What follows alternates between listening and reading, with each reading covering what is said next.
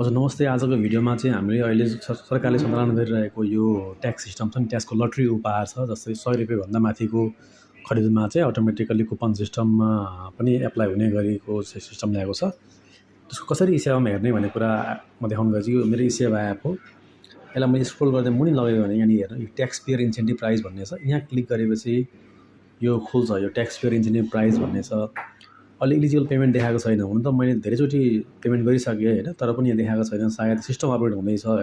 यसरी हजुरको आफ्नो एप ई-सेवा एपबाट तत्काल ई-सेवाले निकालेको छ र कुनै ब्याङ्कले माछापुच्छ्रे ब्याङ्कले निकालेको छ। र भविष्यमा चाहिँ के छ भने चाँडै अरू मोबाइल ब्याङ्किङ एपमा पनि यो देखिन्छ होइन।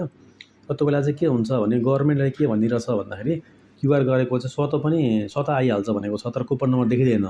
त्यसको लागि चाहिँ सिस्टम अपडेट हुनु बाँकी छ। यो हाम्रो अगाडिको त्यो हुने बित्तिकै स्वतः हामीले पछि यो अपडेट भएपछि देखिन्छौँ।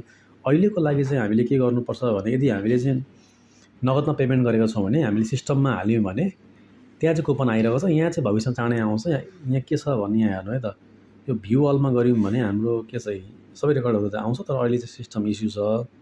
यहाँ फ्रिक्वेन्टली आएको क्वेसनमा क्लिक गऱ्यो भने यहाँ के छ, यहाँ हेर्नु त यहाँ धेरै कुराको यसले आन्सर उत्तर दिएको छ।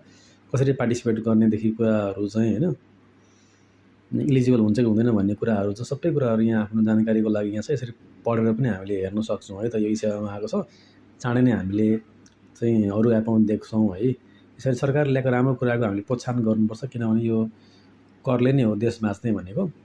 र हामीले यसरी कर बिल लिने बानी गऱ्यौँ भने सरकारलाई पनि ट्याक्स तिर्छ। ट्याक्स तिरेपछि त्यो सरकारले त्यो एमाउन्ट चाहिँ अरू विभिन्न क्षेत्रमा चाहिँ लगाउन सक्छ भन्ने हिसाबले ल्याएको छ। यसलाई राम्रो नै कुरा भन्नुपर्छ है त।